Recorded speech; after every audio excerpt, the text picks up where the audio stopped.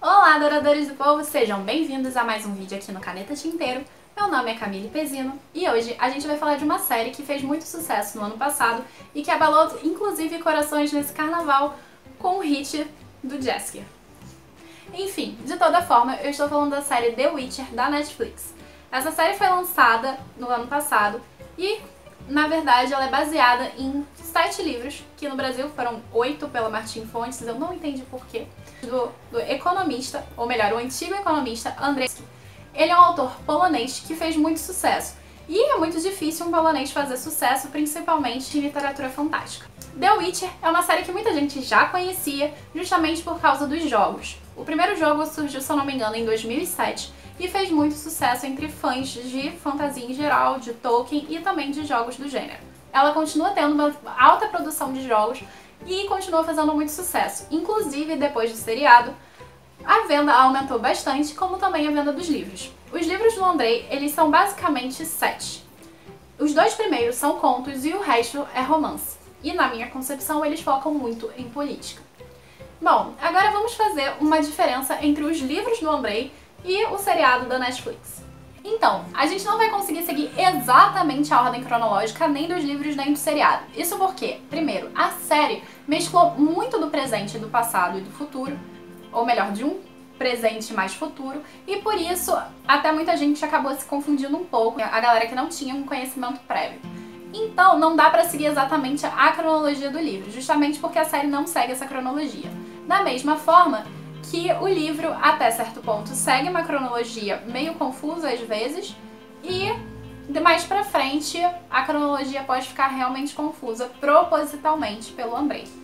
Pois bem, no primeiro episódio da série, a gente vai encontrar a Yennefer, que é uma personagem que se baseia na Branca de Neve. Então, uma primeira diferença muito clara em The Witcher, série e livro, é a presença importantíssima dos contos de fada. Ele vai fazer uma ideia bastante interessante nos livros, que vai misturar os contos de fada que a gente conhece e de uma maneira completamente diferente da Disney.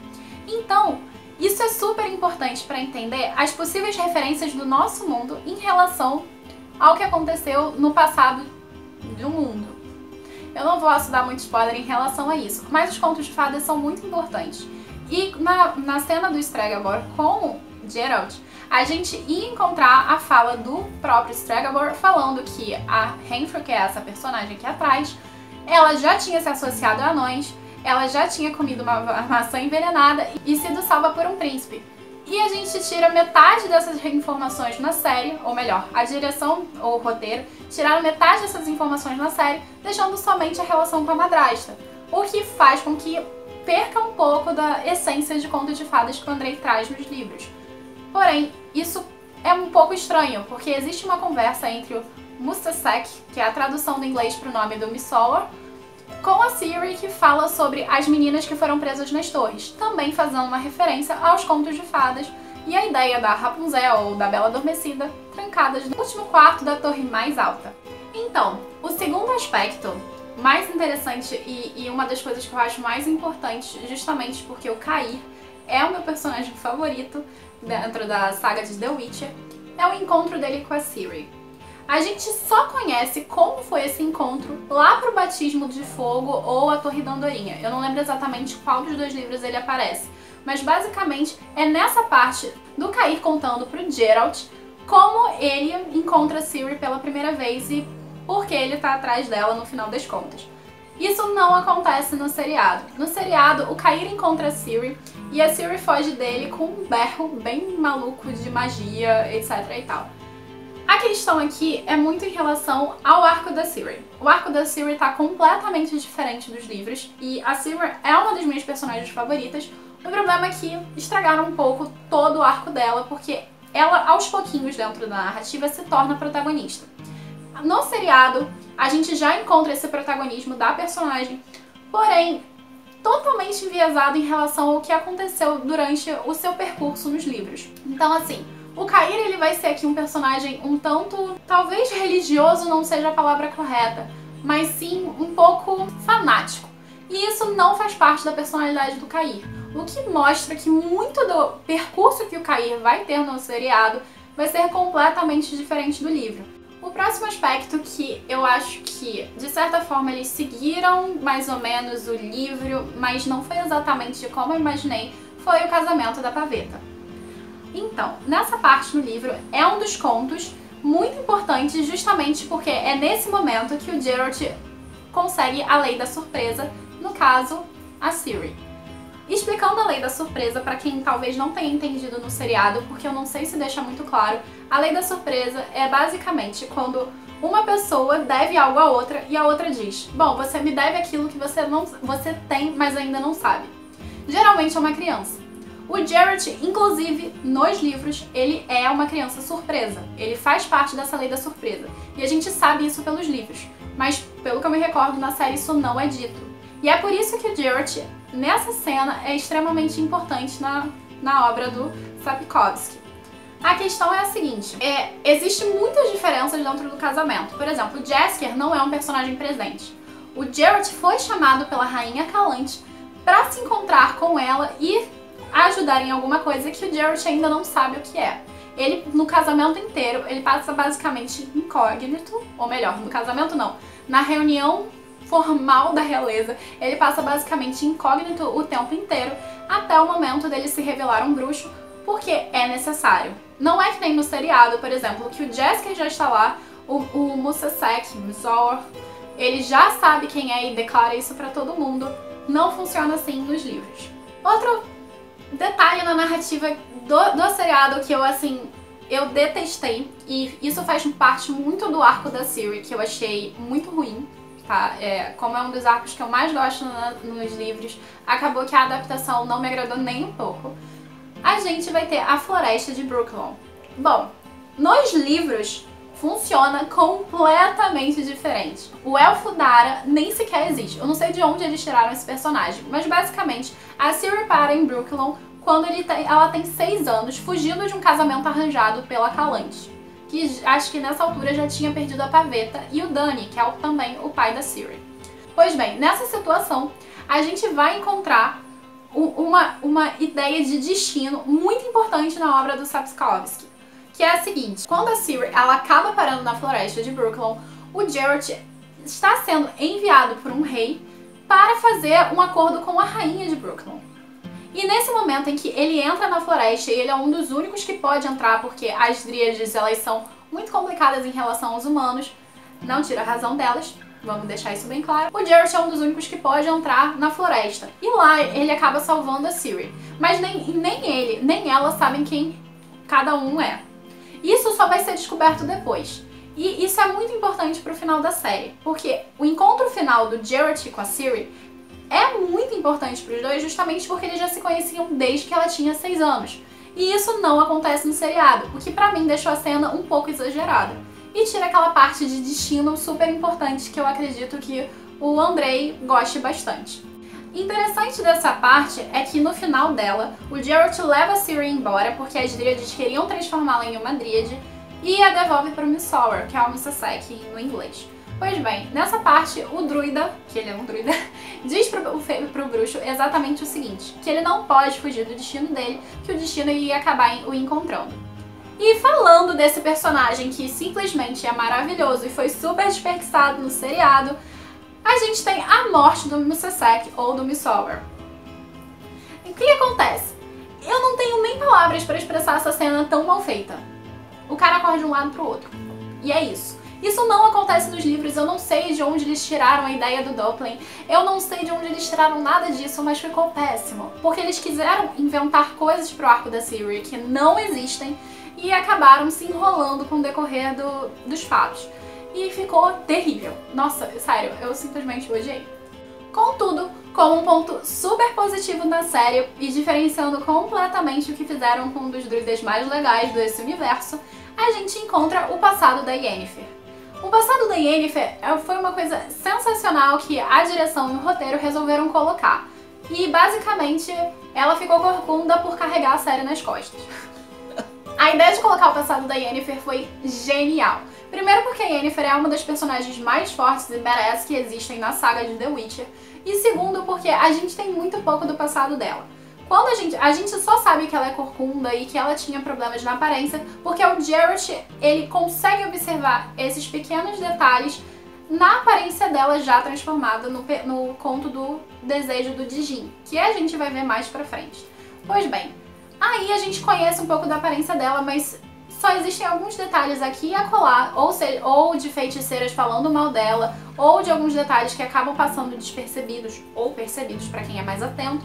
A gente sabe do passado da Yennefer e a gente acaba ficando super curioso. E a série fez uma jogada super interessante de dar um destaque a essa personagem incrível e maravilhosa. E eu gostei bastante. Inclusive, uma das coisas que eu mais gostei foi tirar alguns detalhes super, talvez, machistas que acabam aparecendo nos livros. Outra diferença, eu acho que até um pouco gritante, é a presença da Triss Merigold. A Triss é uma personagem super legal e que nos livros tem uma relação forte e acredito que parental com Vesemir, que é o mestre do Geralt. A Triss nos livros, ela aparece muito mais pra frente quando a Ciri já tá fazendo a sua prova para ser bruxa. E ela precisa de uma ajuda de uma especialista feiticeira, justamente porque algumas coisas estão acontecendo. Mas eu não vou falar nada sobre isso, justamente para não tirar o mistério. Mas, basicamente, a Triss só aparece nessa parte. E a gente acaba sabendo que a Triss, ela só conhece o Geralt, não pelo Vesemir, mas pela Yennefer. Ela vê a relação do Geralt com a Yennefer e acaba querendo também. E aí ela seduz o Geralt. E realmente o Geralt trai a Yennefer. E aí a gente tem aquele ódio da Yennefer com todo sentido. Na série, justamente porque a Triss, ela se torna bastante importante no decorrer dos livros, ela já foi inserida no episódio da Striga, ou da Estrid, que é o primeiro conto que aparece no Último Desejo, que é o primeiro livro. E que é uma parte super importante pra gente entender um pouco do Geralt e como funciona o universo sem o Sapkowski exagerar nas informações. A Triss é uma personagem muito interessante, inclusive muito famosa nos jogos. Ela é conhecida como a namorada do Geralt nos jogos, justamente porque existe uma relação amorosa e ela é muito apaixonada por ele. Nos livros, não fica claro se ela é apaixonada por ele ou se ela é apaixonada pela relação que ele tem com a Yennefer.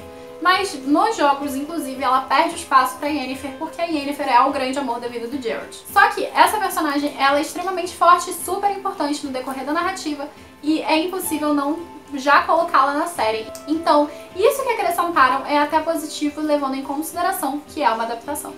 O oitavo aspecto, e esse aspecto me incomodou muito, justamente porque eu gosto muito desses personagens, é a presença dos anões no Conto do Dragão.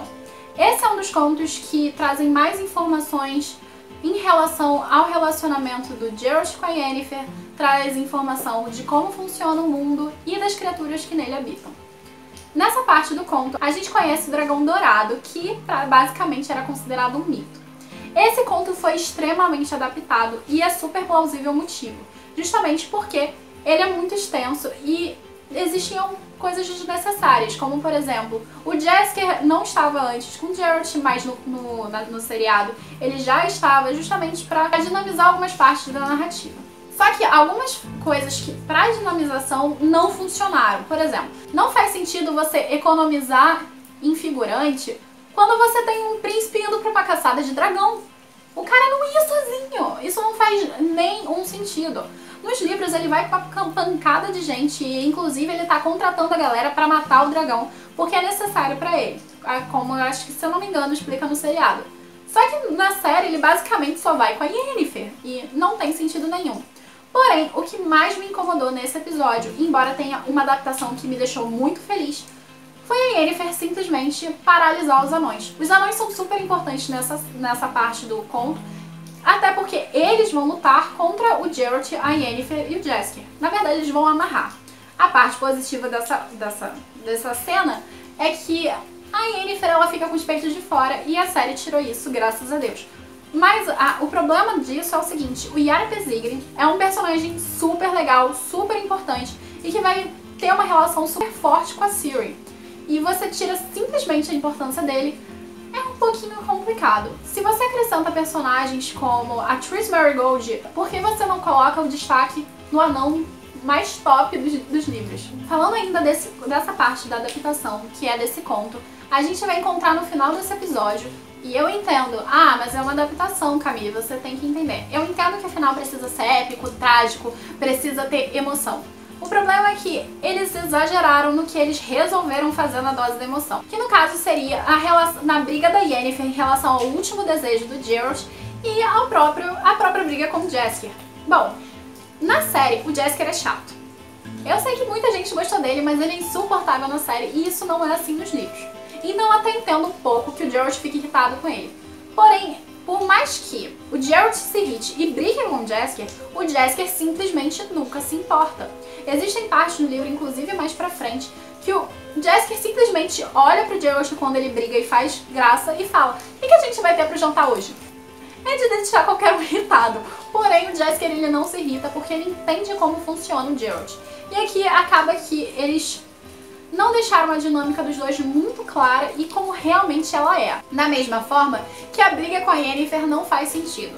O conto do Dijin, ele fala sobre como o Geralt usa o seu último desejo para ter uma relação com a Yennefer. A gente não sabe exatamente qual é esse desejo, mas a Yennefer diz que ele condena os dois. Só que o interessante dessa cena é que simplesmente a Yennefer cai nas graças do Geralt e fica completamente apaixonada por ele.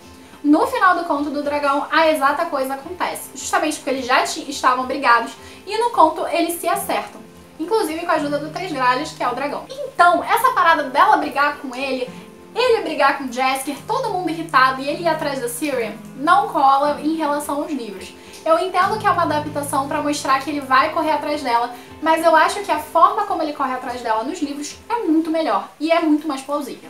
O 10º tópico, que eu acho que também é uma diferença que me incomodou bastante, é o Geralt ficar preso em Cintra.